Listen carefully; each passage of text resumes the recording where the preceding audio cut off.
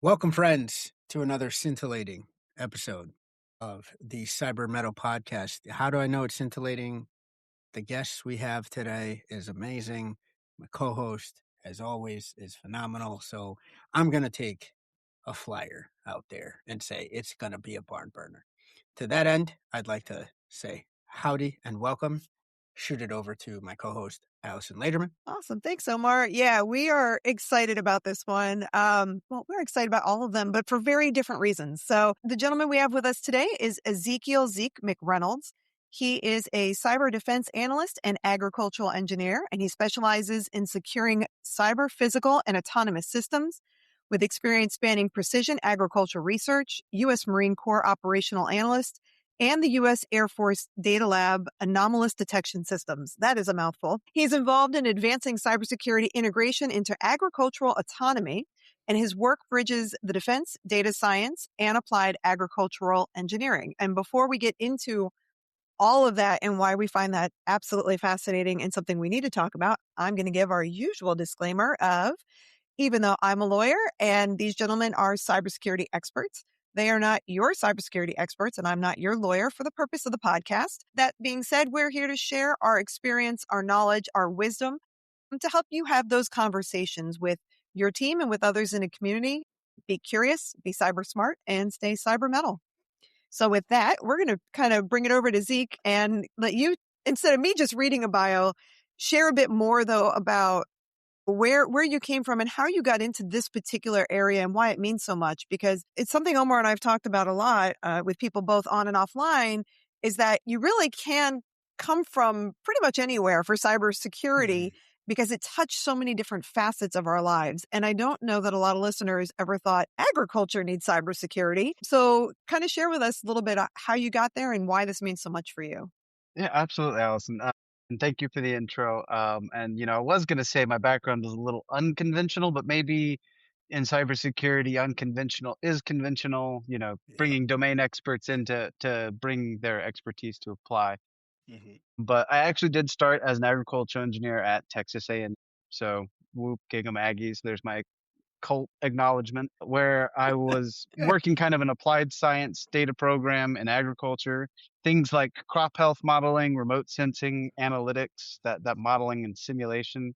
And then from there, I moved into an operations research position with the Marine Corps, applying deployed operational analytics, which is where this large petabytes of data of networking traffic and things, and I got pulled into doing cybersecurity, which is where I really grew this intersection of complex operational systems and cybersecurity.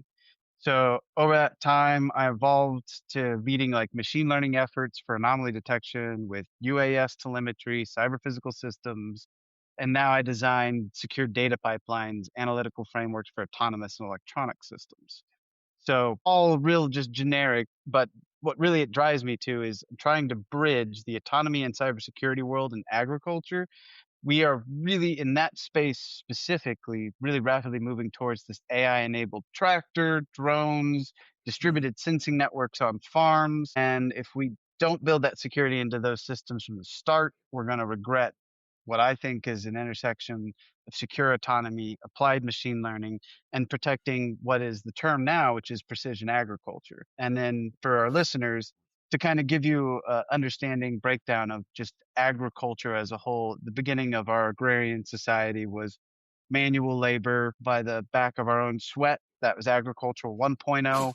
We moved into agricultural 2.0, which was the use of oxen or other beasts to help us manage that land and grow our overall agrarian society.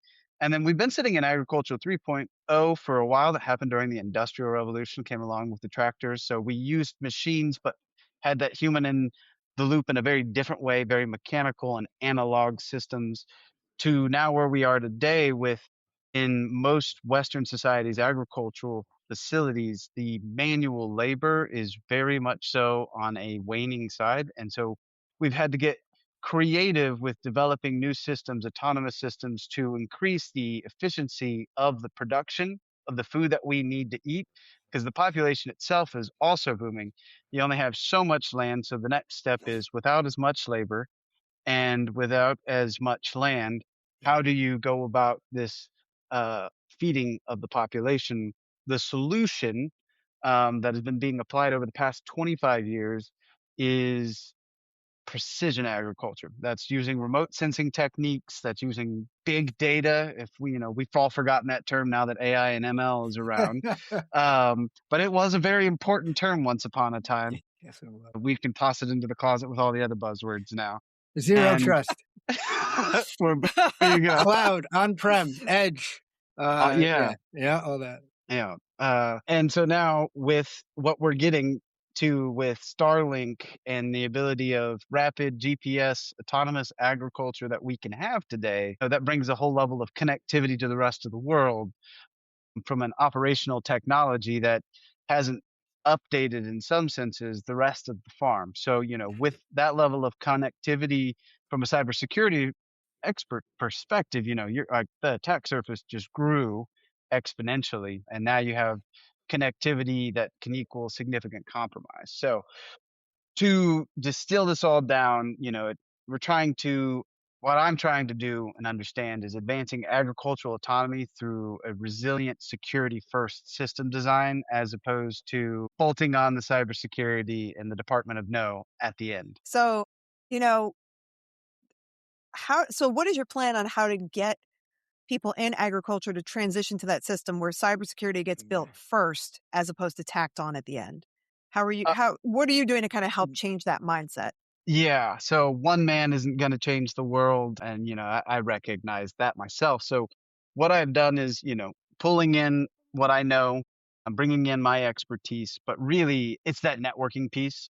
So there is the Autonomous Agricultural Institute at Mississippi State University, and they are doing world-class cutting edge work. The director of the institute, his name is Dr. Alex Thomason, and he back to the day of big data when he was teaching back at A&M, he used to ask us ag engineers a philosophical question, which was, how would Google farm? That was a very big question because back in that day, you really wanted to work for, the alphabet company. They were the pinnacle of the millennial dream. Go work for Google. They have the best workspace, all of those things, because they're solving it in unconventional ways. And I wrote a white paper to him in about 2023, and I said, hey, just been doing a lot of cybersecurity things, UAS, and just got a question back to you. How would Google secure farming? Was that next step? And I was like, I'd like to get involved, find people who are doing this. And he goes, that's a great question. No one's asking that. Would you like to jump in and help write a paper? And we presented it at the AI and Agricultural Conference in 2025, and it was through the CAST Council, so Council of Agricultural Science and Technology.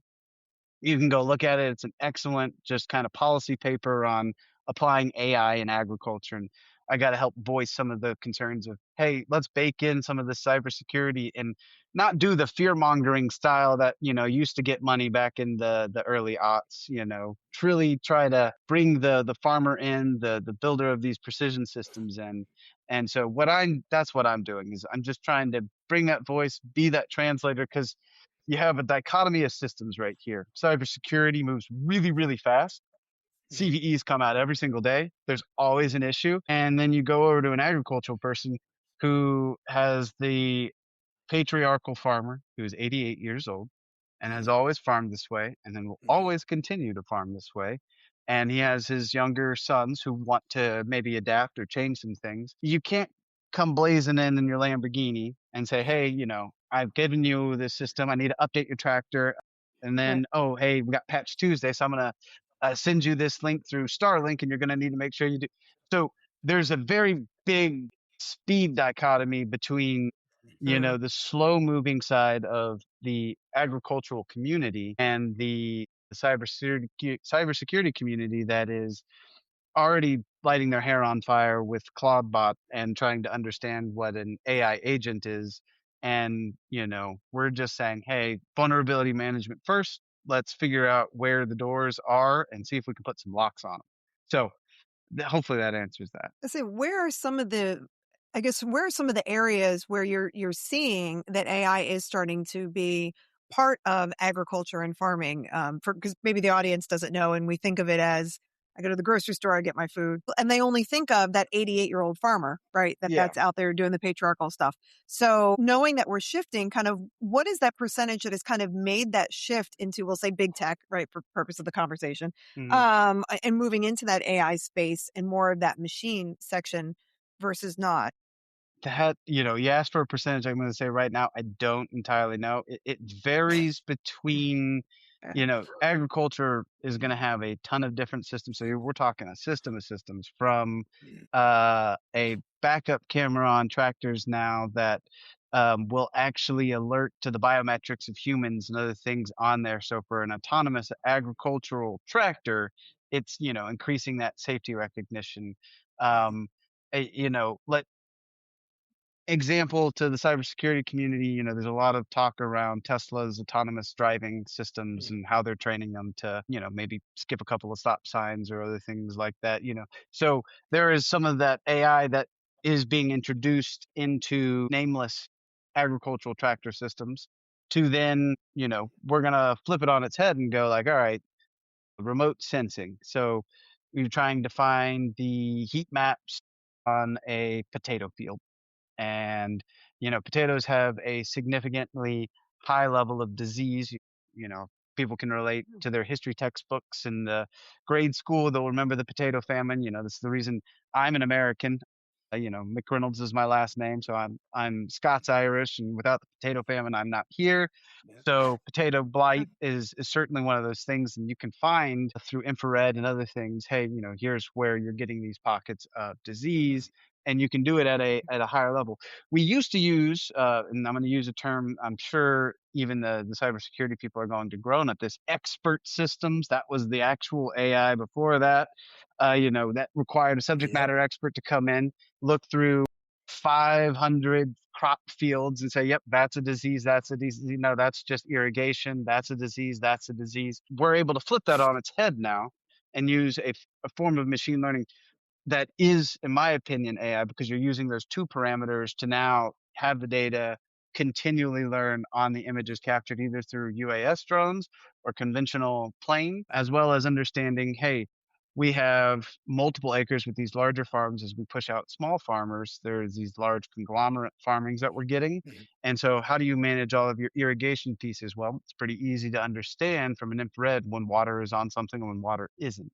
And so AI is really getting applied in a remote sensing technique significantly more than on the operational systems quite at this moment. From a research perspective, it's booming and it's not translating entirely into the field yet. So that's where I've seen the two biggest applications of AI within agriculture. No, this is so much of this is speaking to me, right? Because I want to see, do I want to come at it from like a medical device angle, right? Because it's kind of, part and parcel with how that attack surface is booming and how the heck do you get your arms around it? Oh, goodness. You also spoke about we could have all this fancy approaches, but it boils back down to vuln management. That that spoke to me in my bones in terms of like, if you don't have that hygiene there, the rest of it is window dressing. I guess I'll start with, are there any surprising partners in this space where as you got in, and I know you're trying to evangelize, as you said, you're trying to bring people in. Have there been any folks that are going, yeah, we need that, or some different aspects of this where you go, wait a second, I wouldn't have thought that stakeholder would care or be this much behind my work. It's cool. I'd be interested to see like how that's kind of panning out for you. Yeah, right now, I would say most of it's kind of at the institutional policy level and Okay. research institutes. Those are the Mhm. ones that are really wanting to get into it because when we look at it right now, it's precision ag is actually kind of breaking the mold a little bit Mhm. of how large, $1 million combines were being developed and built and used. You can use a whole bunch of small autonomous robots with ESP32s Mhm. to maybe achieve similar aspects. So I'm seeing from an ag tech, I got to make sure I don't go on too many tangents here because I have so many thoughts on all of this. Yeah, no, and that's So why I was trying to focus too. Like, what do I ask him? Because I want to ask about that. Ask about that. But yeah. putting it in a bubble of critical infrastructure, which very few people actually do.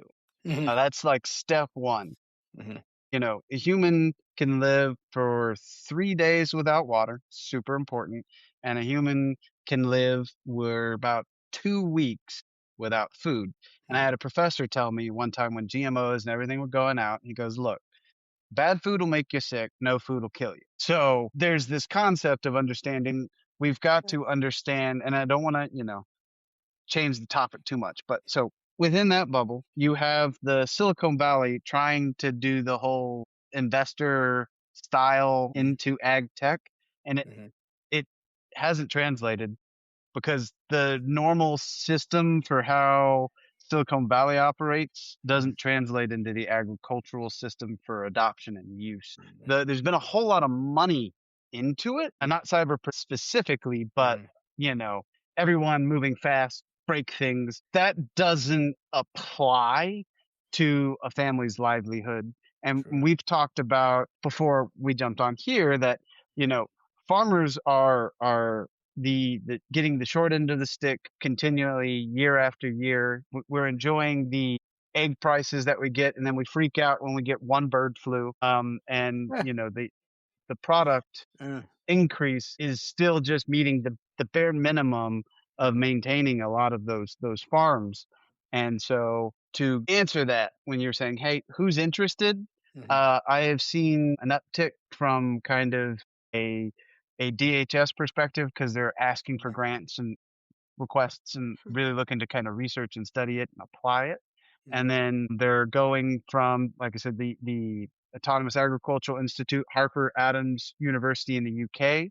Mhm. They have a big hands-free Hector is where they do all of their autonomous ag, and they're looking into it. And then we're going to go all the way over on the pond into the Australian pool, and the Mhm. Society for Precision Ag there, and the Grain Automate is really looking at it from a very large scale because everything right now, from an investment standpoint, is like, all right, we can do it in a vineyard, we can do it in an orchard because there's a little bit more of a cash crop value that you can get out of some of these things Sure. and not too much is being applied into large scale grain production or cotton production. And so the Australians are looking at it from a, hey, we're using large UAS, we may be using large machines. How can we apply autonomy in that direction? And now they're all going, wait, we're just going to let this, tractor go. Can we figure out how it operates, Yeah. beyond GPS spoofing and Yeah. lidars and other things? What are your secondary, third systems? What are your fail safes? What is the red button stop where we can go back to doing those next things? Just to kind of unpack that a little bit there, I wanted to, and if this is too much of a tangent, say, hey man, we'll park that for another show. But like you're speaking about the old school farmer, right, and trying to get them maybe to get their arms around, this change is coming. These are Mhm. ways to potentially backstop or reinforce your livelihood. The first time for me, at least in my experience, that this arena of ag tech and potentially cybersecurity applications, kind of cross paths in my mind was something you just touched on, like the right to repair, right? Mm, Where that, and I said, wait a second. And I don't know why, like I had a friend tell me back in the day, like, Omar, sometimes you're like lightning, sometimes I don't know, right? Like, and sometimes it took like of course there's tech in farms. Wow. Right. But like, and of course there were. But was that a galvanizing moment in terms of like, is that a door through which you step through and say, listen, you have to understand the tech that's coming. We should know it, not just for the safety, but also just for your own self direction, right? Like, mhm. do you want to be able to even pop the hood open of, again, we'll keep it nameless, the Yes. nameless tractors, right? Mhm. I caught that, and I'm being very careful. I don't want to name drop which tractors it was, but is that a place where you found like, wait a second, this is gaining, then I can gain traction with the audience? Are you coming at Yeah. it maybe potentially from like the water perspective? Like where, Mm. like, Yeah, from a cybersecurity perspective, mhm, they're kind of like I use a three-pronged attack, and that's certainly depending on the audience mhm, who gets the for our audience the right to repair. What happened was a $2 sensor inside of a tractor shorted out, and it was a time that required a harvest. So agricultural production is a time sensitive operation, and it required an immediate fix. It required the mechanic and hired by a company to drive out to a remote location to install what it amounted to a $2 sensor. Because if you think in our today cars, let's just in our modern electric drive car that scares me in any way I think of, because I like to wrench, I like my carburetor, I like to be able to make it all happen and do it, but it's just my like cabin in the woods theories. The thing that happened, basically, you went to push start on your car and it said, hey, your tire sensor's out. I cannot start. And you're like, but the tire's full. I promise you, I'm looking at it. I got the reading. I was like, well, no, mine says it's flat. We cannot drive. This will destroy the car. And you're like, no, and you can't have an argument with an electronic. Not So yet. that was what generally happened in the right to repair. Now, I'd actually like to hand this over to Alyson. If you had any context about this, I watched that play out for about 10 years from a lawyer perspective. I don't know if you saw that, but basically it didn't, the right to repair in the American farmer, it took 10 years before there was acknowledgement that, yes, you bought that tractor, you didn't technically lease it from us anymore. And no, you're not damaging our proprietary information. You are now allowed to work on it, because that took a significantly long time to work through. Before I hand it over to you to finish up, Omar, I'm not too worried about the gigantic companies. They do have some security going on. It's the lateral movements that I'm afraid of. The precision tech that the small startup brings in. I'm not trying to challenge a large company and saying, hey, you're not selling your genes correctly. You need to figure out how to secure it. They're doing something because they know, they've seen ransomware, they've seen all these things, they've seen companies go down. They're not even going to try to understand what their entire SOC and going on and how they're applying their operations. I know there are things there and I know they're doing them. It's the system of systems integration that I'm actually seeing as the attack surface growth. Answer that question. Just wanted to hand it off and be like, hey, did you watch any of that play out? Like, any thoughts and perspectives on that? Because I found it irritating and fascinating. So I didn't spend a whole lot of time. It wasn't something that came across my radar in my practice. But that being said, law and getting into courts is a slow process generally, right? I've seen simple cases take 2, 3, 4, 5 years, right? Now, when you add in not only technology, but just like you said, is it a right to lease? What parts do you own? What's proprietary? Are you really allowed to look under the hood? Are you invalidating a warranty the moment that you do and you start putting in different pieces, whether it's not an approved piece, but it's, say, like I said, it's a $2 piece. Well, is it that company's $2 piece, or did you get a knockoff $2 piece that you were able to put in there? And so, a lot of it comes down to the contract that was in place probably between the parties, and looking at what are you allowed to do, what are you not allowed to do. And really, when you get into proprietary rights and business trade secrets, that's when it really slows down the litigation process, because they want to make sure, they being the courts, that there's nothing going on that's going to hurt the intellectual property owned by, we'll say, Business One, the tractor company, right? But they're also balancing that between, wanting to create a chilling effect for those using the technology in the field, right? So I think with all of that, when you get into discovery and you start getting into business rights and intellectual property, it really slows that down. And a lot of people think, oh, I could just get in a court and it's easy. Well, basic court, even in Florida, right? You file a complaint, you then serve the person. From the time they get served, they have 20 days to at least do the initial response. Then you get X amount of time to respond to that. Then you serve discovery. They've got 30 days to respond to that without at least their first continuance, of which they're going to, and it just goes from there. And then you add depositions. And so by the time you get through it, and potential mediation, if not two, that's how the years add up pretty quickly. And it really is a struggle for the courts as technology evolves as to where to draw that line as to, all right, is this helping? Is this hurting? Are we going to hurt which business are we hurting? And how do we balance whose interests really need to prevail and do that in light of existing contract law? So it can draw down that, slow down that process considerably where you're going, wait, why is this taking 10 years to get through all of that when it seems like I just want to flip the hood and put a piece in there?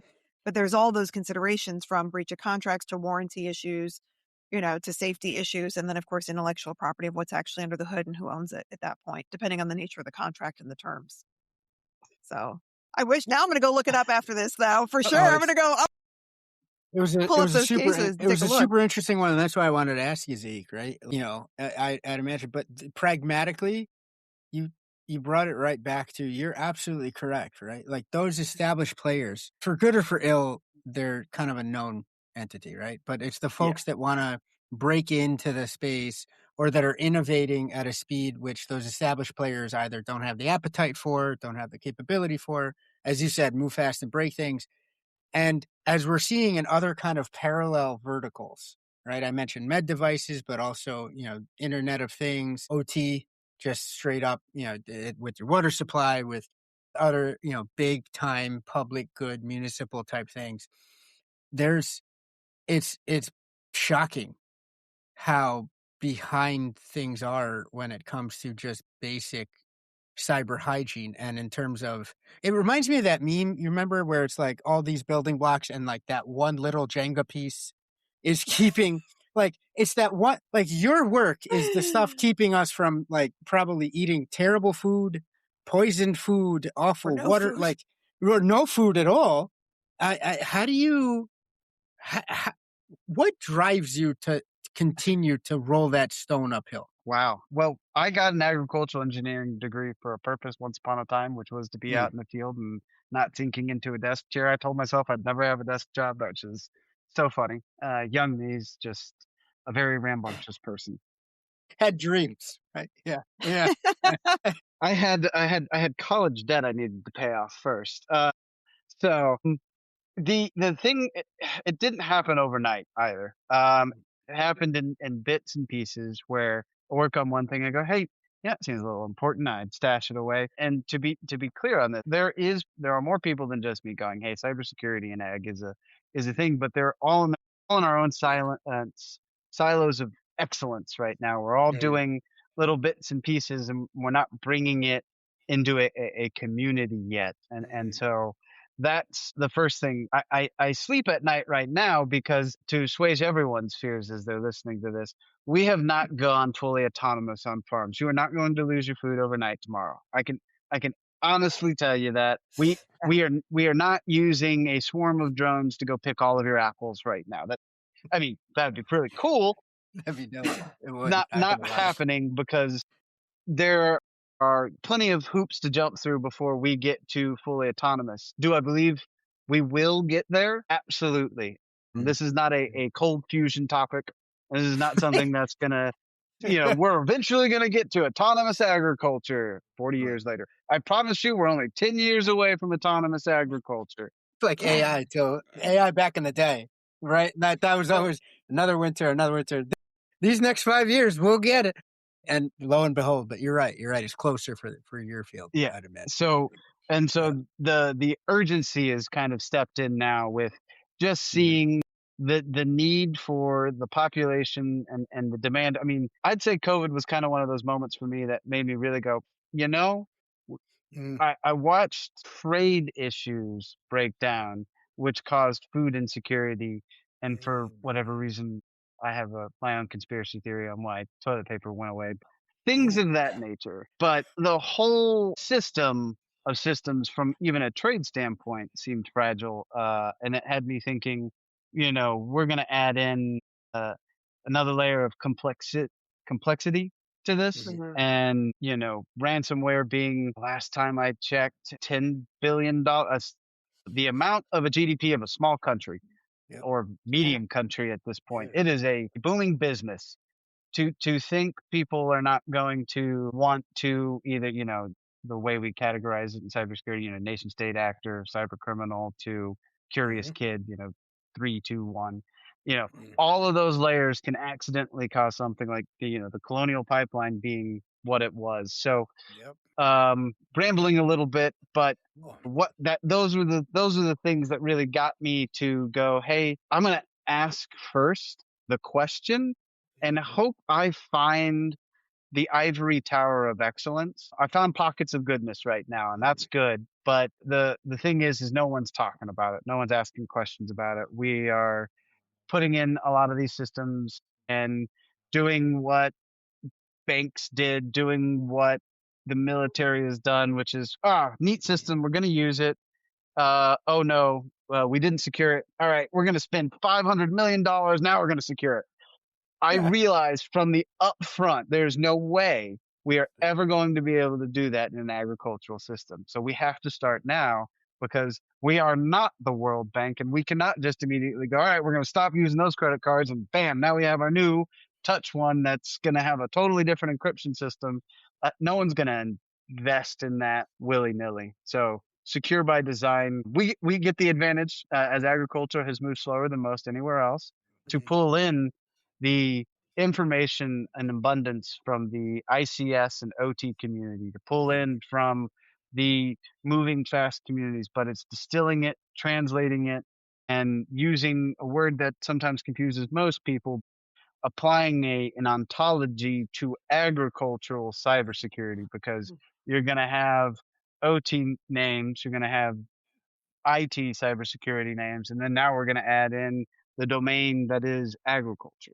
So that's the long-winded way of why I got so motivated to start a night job while also having a little kid. So yeah, I want him to eat fun foods and have an orange when he wants and a banana when he wants, because I get to enjoy that American wonder that is our grocery stores. So for That's someone who, beautifully said. Sorry. No. That I just want to say that's really beautifully said. I think we're all I still remember when the images, right, of like competing systems where that grocery store wasn't available to everyone.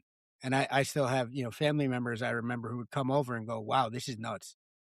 Just like straight up walk in a Stop and Shop, stuff we take for granted. But you're right, Zeke, like it could go away, right? If this goes the wrong way, it could go away. That drove it home for me. Sorry, Alyson, please take it away. no, I was just going to keep asking questions. So you're good. Oh, go ahead. Go Yeah. ahead. To the rest of the audience, there is actually a strawberry season. There is actually a Granny Smith apple season. There is actually a potato season. There is a cherry season. That's right. That's why your cantaloupes don't taste as well in different times of the year. Well, that's why they tell you should eat what's local and in season to get the best nutrients, to have the most balanced diet as it goes, and to have fresher food. Otherwise, it's coming from other states and other countries, and there's different timelines of how long it's been in the truck before it gets to you and how early they pick it and all those types of stuff. I mean, we talk about this all the time. The strawberries you get out of season now are pretty much orange and have clearly been either, I don't want to say gassed, I don't want to assume, but hastened in their ripening cycle, where they're not really ripe, but the color suggests that they are, but the taste That's an would amazing way to say that. I'm going to use counteract that. hastened I'm going to use that in other contexts, though, when I mean rushed. All right. Like, hey, this deadline has been hastened to an uncharitable conclusion. I desist from pushing me. That is amazing. But please take it away. That's a good point. And Omar knows that's a much fancier way than I'd say, man, my strawberries do not taste like I mean, I used to go pick them back in South Florida. You'd come Christmas time, we go to Batten Farms, which doesn't exist anymore. And we'd literally go out on the farms and go pick the big red, juicy strawberries. And it's like, I know the strawberries that my son, who's now 20, tastes now, do not taste anything like the experience I had growing up. Like, and it's not even just, those were magic. No, they're just different in the way that we produce things now. Magic strawberries is that's a different Those lane. are mushrooms, Omar. Those are not strawberries. Trying to keep it PG for the kids. Magic strawberry. But back to it's on the rain slick precipice of darkness, though, no? Where like if this as the tech evolves and grows, Zeke, as you said, it's coming, of course, the value prop is there. And we've seen it in other industries where this is super, super important. It's important to get right. wait, but the money took us on a roller coaster ride that now we're trying to, backstop and fill, right? I think a phrase I thought would never come out of my mouth, right? Shout out to Dick Cheney for presaging pacemakers, right? Or heart stuff, where he's like, don't put that in me. I'm not gonna, I don't know if that's secure or safe. People back in the day thought he was, cuckoo go nuts. Now, not so much. We're considering just how weird med device safety it can be. I go back to that. It's my home field, but it's small and it's like ubiquitous, which is kind of what I'm picturing mentally, right? In your space. So, we have to get it right. Else what's going to happen? And it's such a vital piece of our day to day that we take for granted. Yeah, I'll share a personal story. I'm a type 1 diabetic and I still use pens because it takes, I mean, you probably know significantly better than I do to get it all. I mean, first of all, insulin dosing is a very precarious slope for any human being. Sure. Can have some very negative consequences if you get it wrong to the point of death. Just like a pacemaker. And so they're very, very precautious about how they go about doing it. But now we're getting tubeless pumps. And I know that I've been told that the US government moves slow. However, there is one industry that moves slower, and that is healthcare. And so that has been something that, I sit in the back of my head is like, well, how old is the pump technology? Are we running on Windows 95 because it took, the 10 years to get it to, and I know I'm exaggerating. It'd be an Android OS of some sort. It'd be Linux based. Let's be honest. We already know that. Maybe you're exaggerating, but maybe not. Again, we're not going to talk about the tractor company. We're not going to talk about particular manufacturers, but just know, listeners, I'm thinking about them very meanly. Same. So my son's father is a type 1 diabetic and has been since he was 18, and he is now he's got to be 50. He just turned 50, and he's been on a pump since we first met in 2001. Yeah. We'll just go with that. As far as like how old we can't patch that, it'll break it. We can't patch that, it'll break it. If I'm gonna hear that as I die.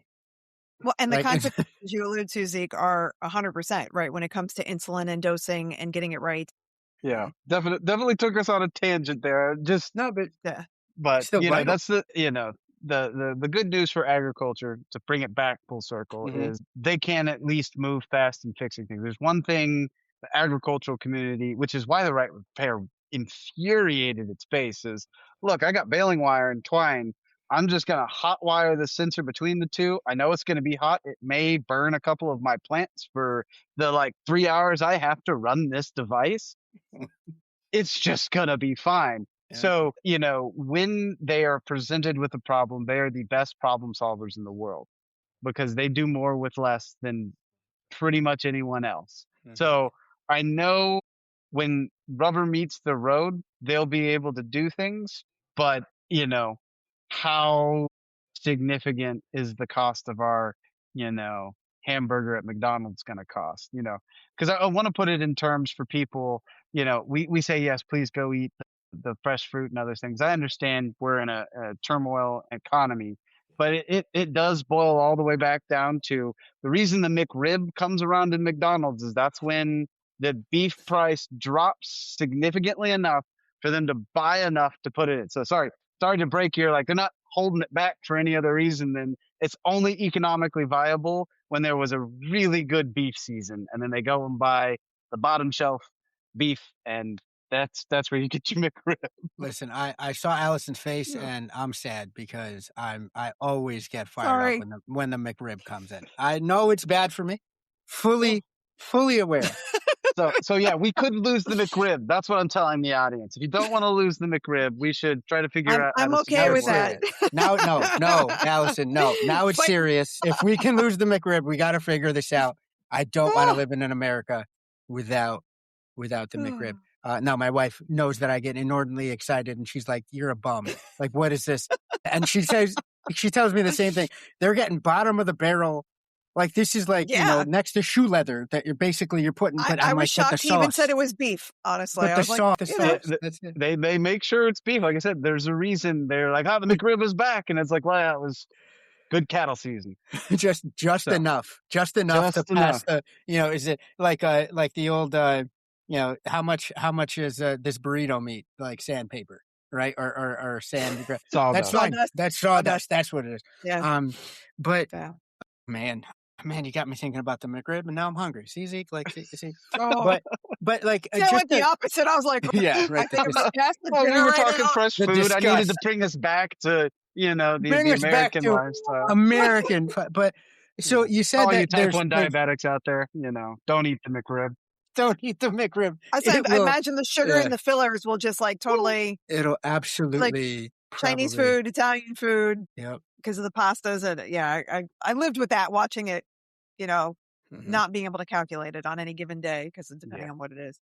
Yeah, that's always fun. So for people that want to learn more and get involved in this particular nuance of cybersecurity, which is bringing in the AI security piece and the agriculture piece, what are some of the best resources for someone who wants to learn more about what it is that you do and how to get involved if that's like an area that they also find fascinating? Yeah, there is two big pillars of resources as of right now from cybersecurity. There's the food and ag ISAC. There's all of the ISACs. They just started it. I could look it up, but mid 20s, 2023, 2024, the Food and Ag ISAC, they release a quarterly report, very, very like, hey, welcome to the world of cybersecurity. The same kind of the ISACs that you would have for any of the others, but applying it specifically. Hey, here are the CVEs that we see that are going to be applied. Here was what we saw from the uptick in the food and production, because the Japanese ransomware with the beer was one of those, Mm. hey, there's this, CVE of like, so it encapsulates the production side as well as the rural farming side of it. It does all of that. The secondary place I'm obviously going to propose because, working side by side with them in some cases, the Agricultural Autonomy Institute at Mississippi State University is doing phenomenal things. To the cyber audience, the way most new tech gets involved and implanted in the US agricultural economy is actually through our land grant extension services. So 1962, the Morrill Act that passed, that Florida Gators University is a land grant university. LSU is a land grant university. All 50 states have one. Texas A&M is that land grant. Mississippi State is that land grant. One of their 5 pillars that they have to do at a land grant is extension service.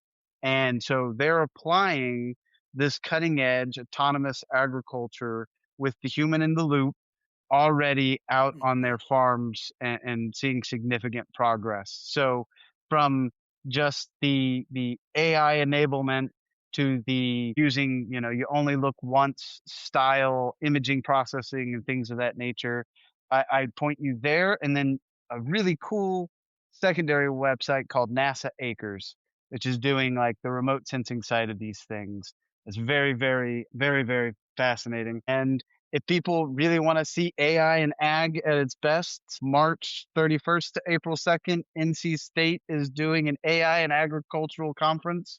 It's the annual one they do every year. You can even pull, virtually, I think they have a virtual visit that you can then pay and visit the conference and listen to things from cybersecurity to really, really niche, like, hey, I've decided to use this activation loss function to apply onto a machine learning algorithm that made the production of this vineyard 8% better. You're looking at the whole gamut there. So there's a good start, and then of course chat with your local friendly AI bot and ignore its hallucinations and fact check it. At this point, I should tell everybody, start with AI. Don't trust it. It's Wikipedia 2.0, and go and Okay. start there and ask your own questions. It will point you to a lot of places. And then I haven't quite gotten mine off the ground yet, but at agnon.tech, I'm doing a blog slowly that's going to be called Hack the Root, which is kind of, all right, you're doing your own Oh, precision garden.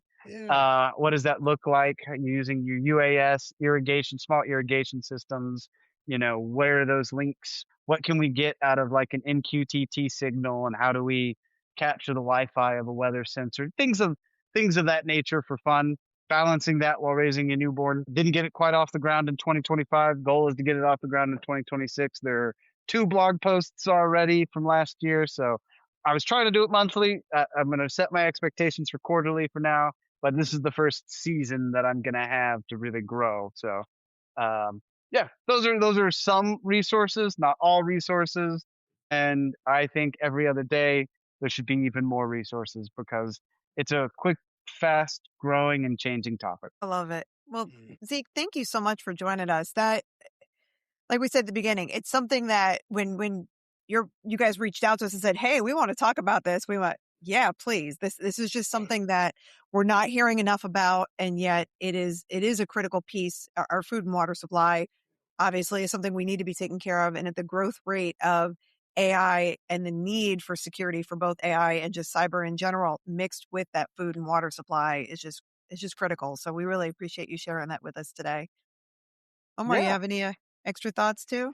I'm just excited because now my wife has gotten into raise chickens. She wants to expand the farm, and she has a tech bent as well. So we're going to be waiting to see some of the blog posts here in terms of like what you get up there. When you get it out there, let us know. We'll blast it out on all channels because I feel as though there's a heady intersection, right? It's going to happen. It might as well happen safely. And the field is much richer, Zeke, for having somebody, like you and having people like you out there kind of sounding not necessarily the alarm bell, but like the pay attention buzzer Hmm. before this thing needs. Hopefully we can avoid the alarm bell because it's our food. Thank you so much for taking the time, hopping on, and thank you everyone for listening. And as always, till next time, keep it cyber metal.